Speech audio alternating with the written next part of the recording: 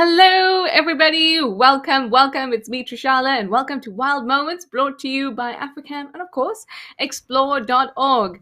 Now, I know that you're used to seeing me as a Lone Ranger, but I am not today. Yay!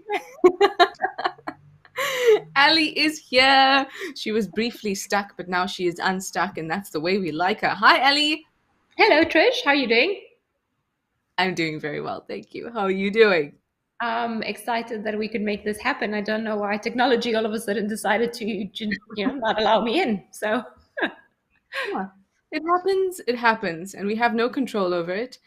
no. It's very weird. But anyway, we are now all happy. We have arrived for Wild Moments, and so have all of you. Thank you for joining us. As usual, we're live and interactive. I've already got tons of hellos coming through. But before we get into it, if this is the first time that you're joining us for Wild Moments, this is when we have a variety of clips. Sometimes it's from the last week, sometimes there's a theme, whatever it is. We go with it and we discuss animal behavior. But before we get started, I want to tell you how much I love the month of October. I really Why? love the month of October. Tell us why. What days do you like in the month of October? There's a few days. For one, Mm-hmm. October is like height of spring in my head. It's also my Okay. birthday in October. But Mm-hmm. World Animal Day is in October that just We like passed. it. Cheers to that. Yes. It's Bat Appreciation Month. It's World Reptile Day. It's National Fossil Day in the USA, and it's Mushroom Day in Australia on my birthday. It really is And your month, Trish. it's my month. And then on top of this, I didn't realize it. But this month is also Trigeminal Neuralgia Awareness Day is sometime during this month. I unfortunately have such a thing. But I had no idea we had our own awareness day, so that's pretty exciting. Well then, So just I'm wanted to excited let you you know. have a day. You have all the days for all the things that you like this month. Doesn't always happen that way. I think you got very lucky. It doesn't. So yes, I did get very lucky. So lots to look forward to this month, and bat appreciation especially. But anyway, we'll get to bats in a bit. First, let's go through a couple of hellos. Oh, Suki V, you're back in action. You say watching from your hospital bed. Thanks for the show, Suki V in the UK. Hi, Suki V, and hello to everybody else who's sharing the room with Suki V.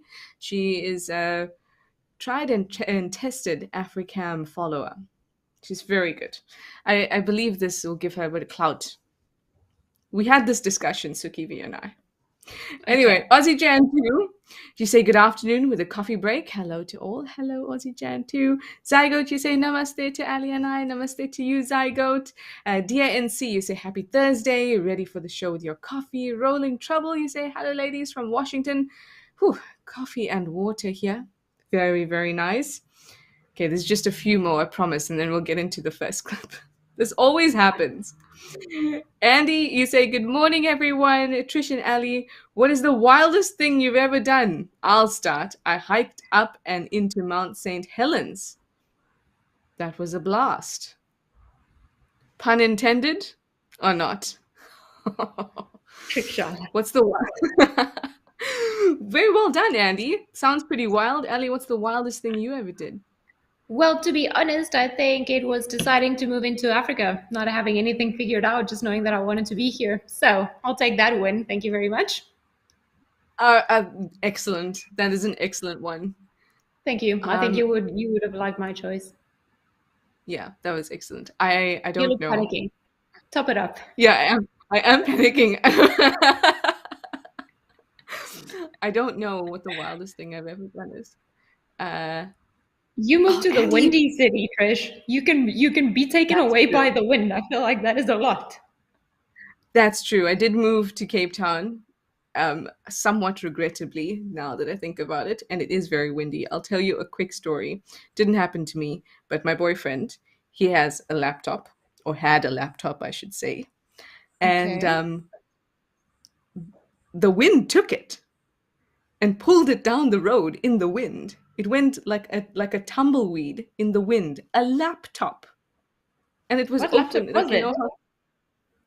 how it was a Just MacBook try to Air, but this imagine was the a couple weight. years ago. So it would have been a bulky computer too.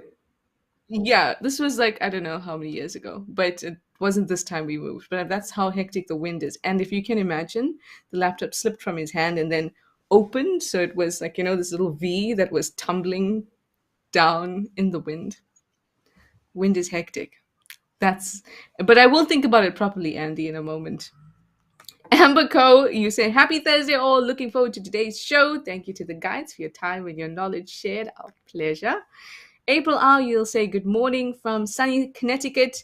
Waiting with your coffee and vanilla soy milk. Nice. Gert in the Netherlands, you say good day. Oh, good Thursday all. Hello, Trish and Ali. Hello. Oh, I like this. Ready with coffee and raisin bread. I like that.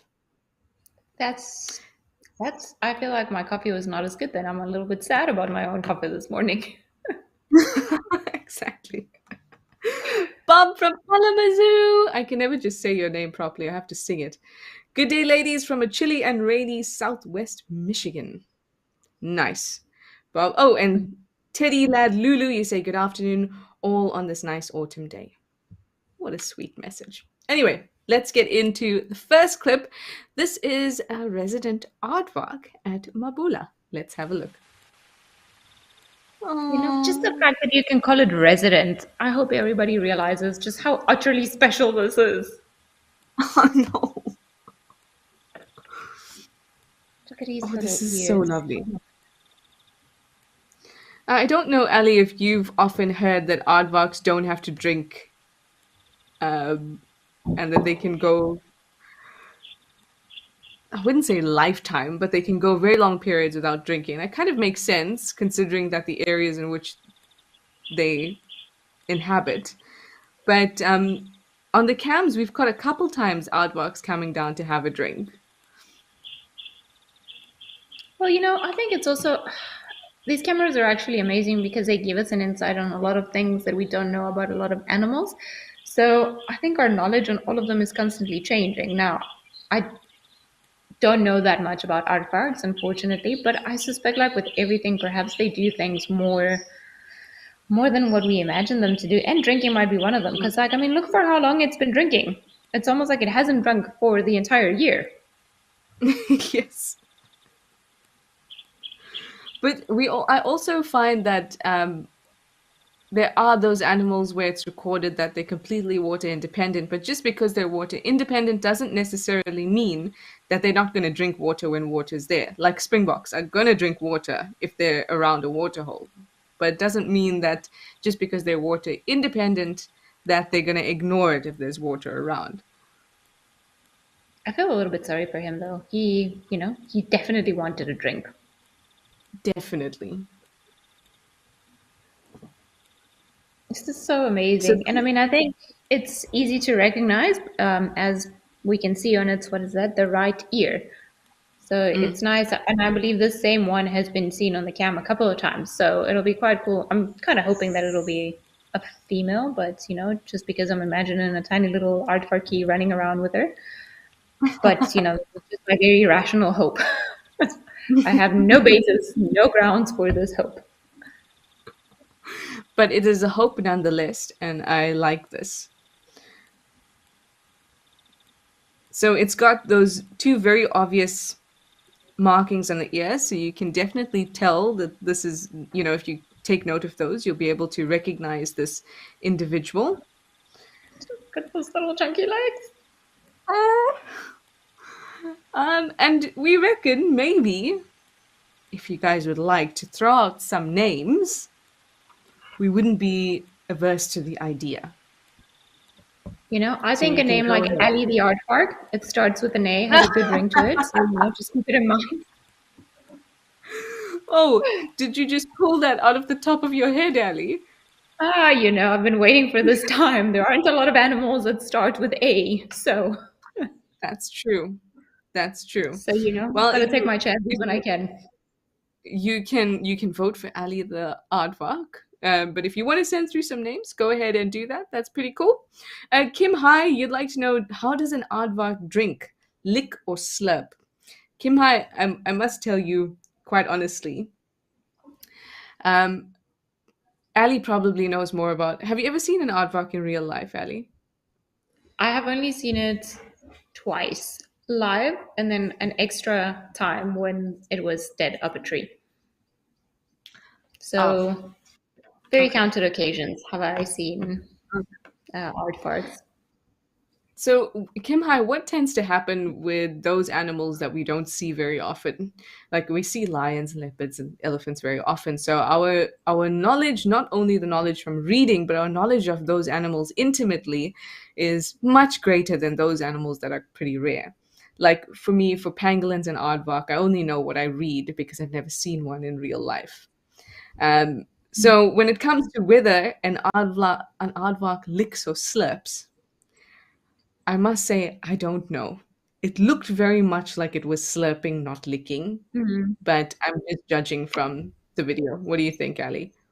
No, I also don't know I don't know what the books would say about it, but to me, it definitely seemed like it was slurping because if it was just licking the way that lions and leopards do, the muzzle wouldn't have been in the water like it was, and then you could see on the side, generally, when the water was going upward, the motion from the jaw muscles.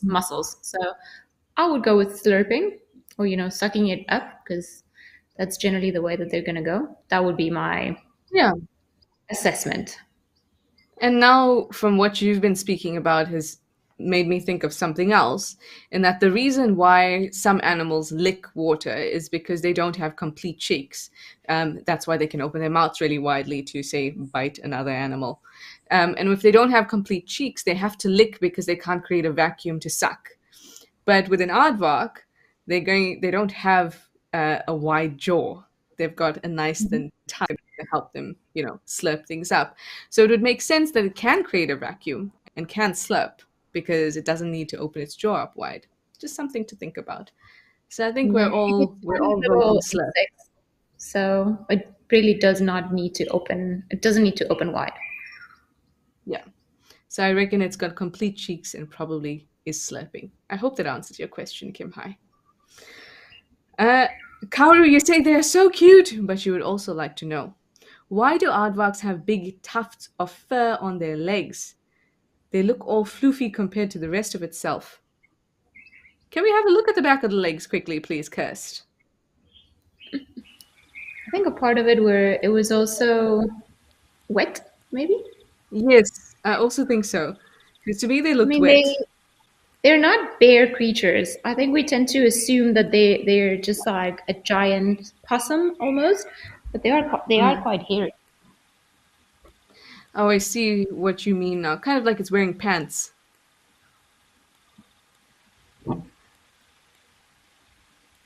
Yeah, I've never thought of an aardvark as something completely hairless. You can obviously see, though, that towards the bottom of the body there are more hairs. So I don't think it's especially just fur on their legs. I think it's just that they do have fur on their body. It's just not very obvious, like you were saying. There you go, cutie. Oh my goodness, very sweet. Akara, you also wanted to know, are they related to pigs or warthogs? You notice that they have a snout that kind of looks like a pig snout. No, they are not related to pigs or to warthogs or any swines at all. Excuse me. They are, in fact, in their own special mammalian order. And I'm going to try and remember it. Can you remember it, Ali? No, me mercophagy. Me is that the one that you're thinking of? The Tubulin, oh no. Tubulodonata. Basically refers to the tube shape of their teeth.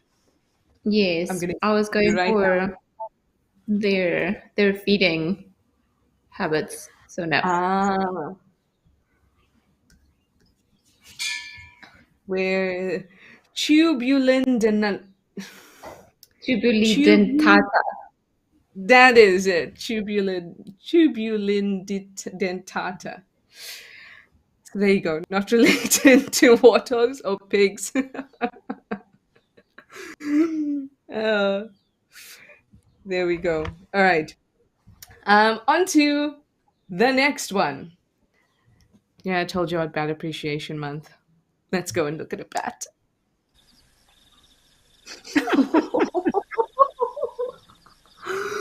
You know what I Look at love? its head and what it's scratching. The ears Yeah, just go all over the exactly. show. Scratch, scratch, scratch, scratch. And then the head is just like, yeah, I'm loving it. Oh my goodness. Oh, almost feels like we have to slow this clip down because it is so Too quick. quick. I love their little faces though. They're just so fluffy. Like they're so ugly, but they're so hairy and cute at the same time. They're amazing. Look at its face go. And the ears, like we don't realize how much control they have over their muzzle and their jaw and their ears. I must say, Shalati has really proven to be a great place to have all these insights into bat behavior and, just little bat appreciation clips, Trish, just for you. Yeah, Because you're seeing exactly. so many of them all around. And I do love a good bat. I oh, it's not here with me, it's downstairs, but maybe on next week Thursday I'll show you. I have a bat teddy bear Of course you do. or I am a not even teddy one bat. bit surprised. A teddy bat? A, A teddy a bat. batity? Does So it look like this recently, one though? no, it's a flying fox, Oh, not one of the okay, smaller fine. Go bats. for the big one then. So I was lucky enough last week on Saturday, well not yeah, last week Saturday, I got to visit a bat center in Johannesburg, and I got to get to know that particular bat. Is everything okay there in your household, Ali? I mean, my dog is really liking your bat talk and he's protesting. So if you give me 2 seconds, I will deal with it. But tell us your story because I'll be listening. Okay, sure. So I got to meet a few bats, and one of those bats was in fact a free-tailed bat. But the one I met was an Egyptian free-tailed bat, or a few Egyptian free-tailed bats. They pretty much look exactly the same. There's only a couple differences you can use to tell the different free-tailed bats apart because they are very much the same. So there's the skin that joins the bottom of the wings to the free tail. Sometimes it kind of takes up a lot of the tail. Sometimes it's half the tail. But these ones that we're seeing here, if I were going to guess, I would say they were Angolan free-tailed bats, just because they're fairly common. And also because the little free-tailed bat that we also get in the area tends to have little white tufts around the leg area, but it's so difficult to tell in IR. But in general, free-tailed bat biology is pretty much the same across the board. I even met one free-tailed bat. She was pregnant with twins. Oh, wow. That's pretty cool. Yeah, and you could see, like when they opened her wings and you saw her belly, you could see on either side two Oh, my two goodness. things like moving about. That's a little bit alienish, but sounds really fascinating, though. And then I also got to meet a Wahlberg's fruit bat. He was very lovely, but so these are all rescues. Unfortunately, he has a bit of he gets stressed very easily, so he hangs upside down under a little a little blankie that hangs over him, and then you have to open up the blankie and look at him, and he's underneath there hanging. It's very sweet, very very sweet. And who else did I meet?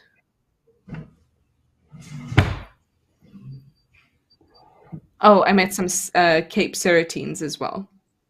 But I must say the free-tailed bat was the cutest. Also, I got to feed him a mealworm, so I had a special attachment there. But no favorites, hey? No favorites, but let me tell you, that Wahlberg's fruit bat was gorgeous. It was like a tan color, and he had white patches on his ears and underneath. I'll post a picture or a video. Please do. Um,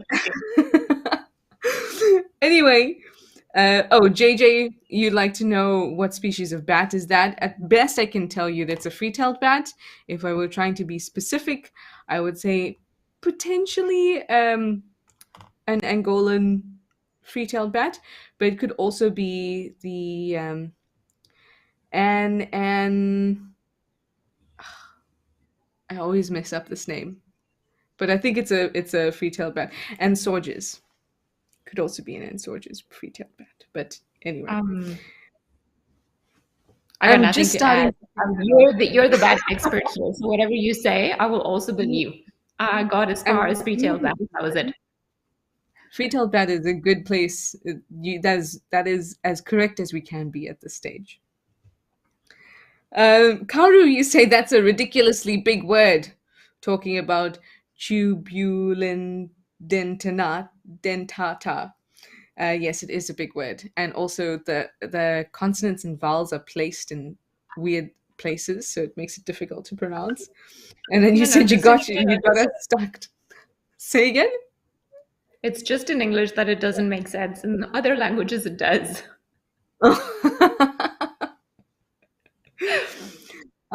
Teddy Lad Lulu, you'd like to know how many species of bat frequent this area and are they protected? I think there's something about like 30 to 40 bats in that general area in the greater Kruger area. Yeah, I think there's about 30 to 40 different bats. You'd like to know if they are protected. As far as I know, they are not, because there are many places where people um, get rid of the bats in the roofs of lodges and things like that, and they wouldn't be able to do that if they were protected. Oh, Rolling Trouble, you say hi, puppy. Yeah, there's a puppy.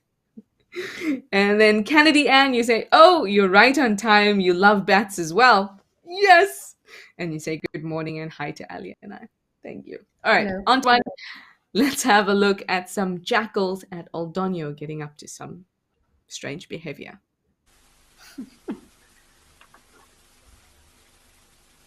Well, I mean, that is quite feisty behavior. Yeah. Oh, wow. That is really angry behavior.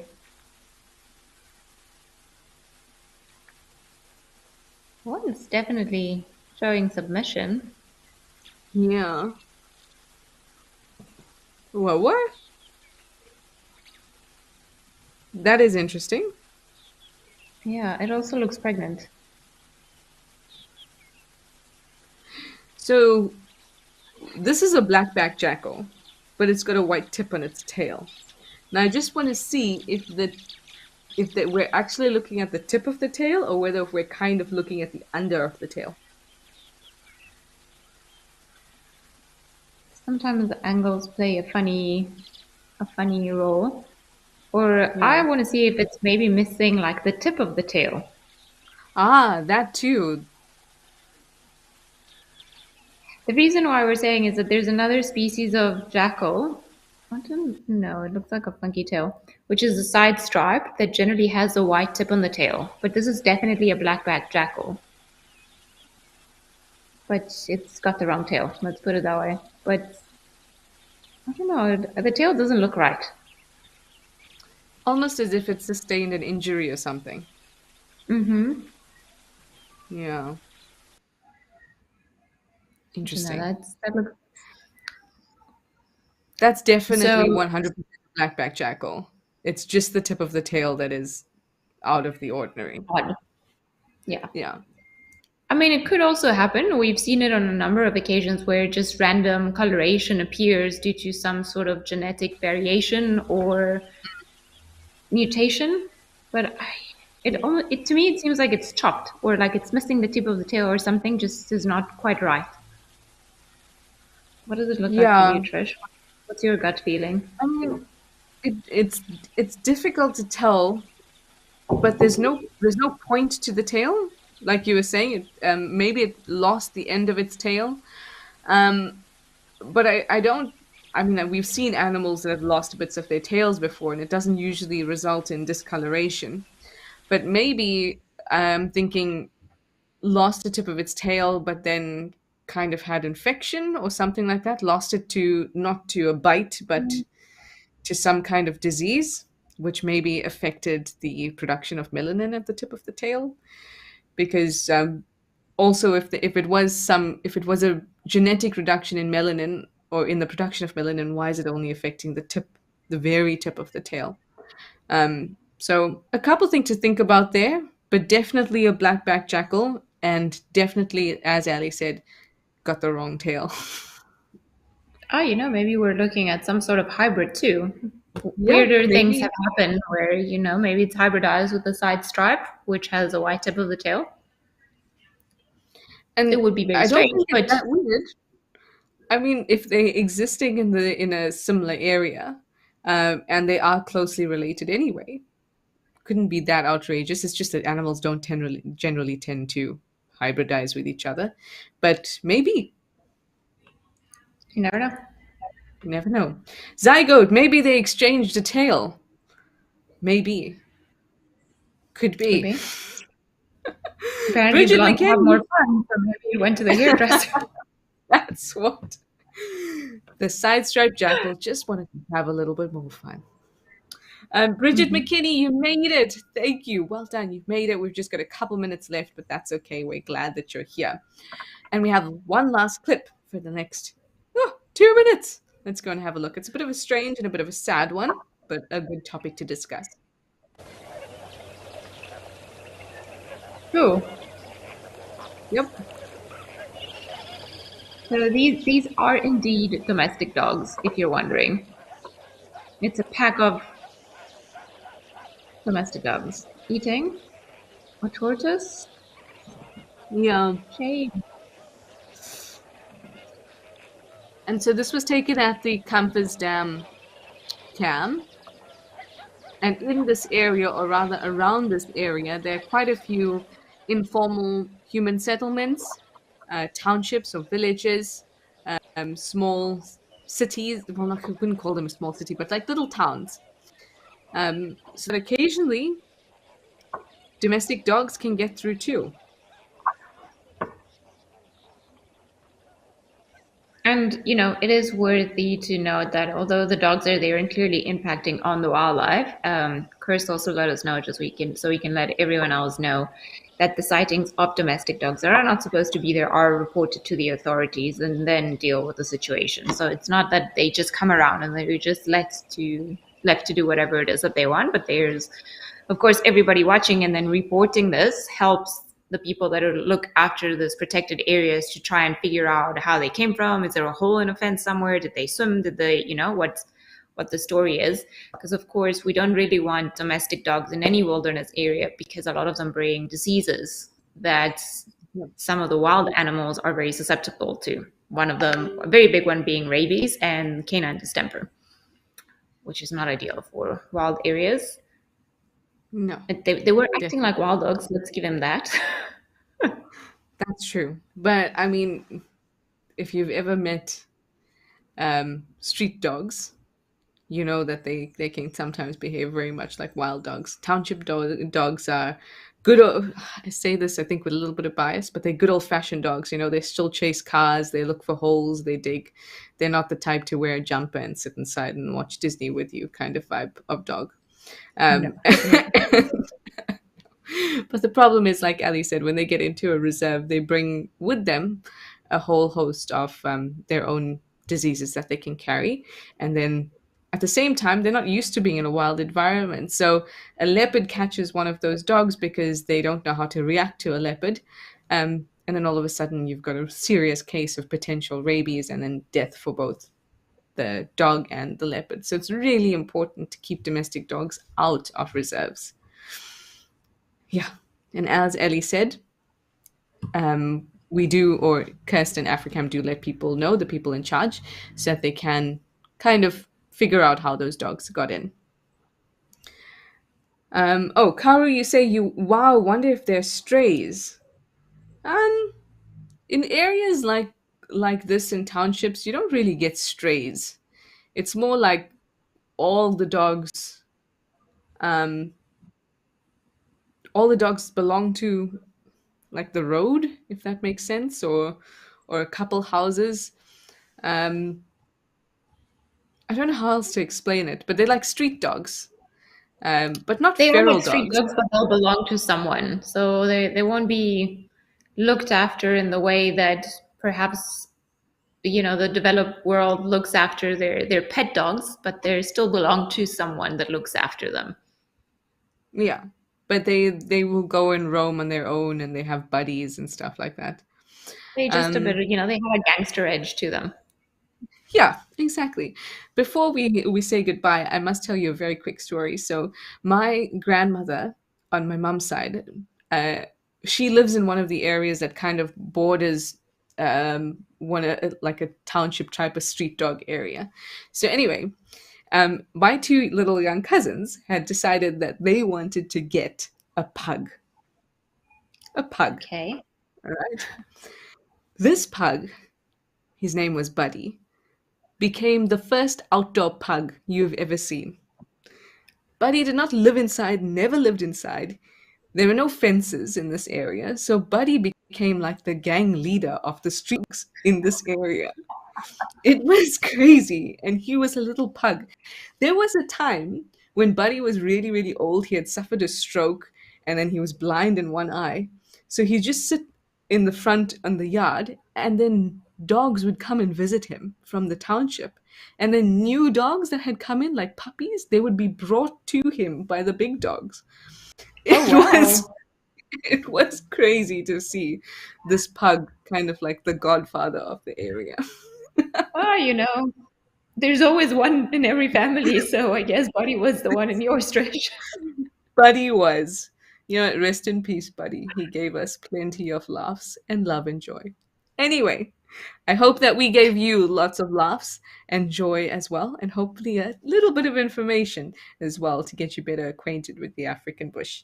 Thank you, Ali. I love Thank you, spending Claire. time with you, Me too. I and missed all of you, you and as I well. miss seeing everyone. But we'll see Yes, thank you for everyone next questions time. and time to say goodbye. Bye.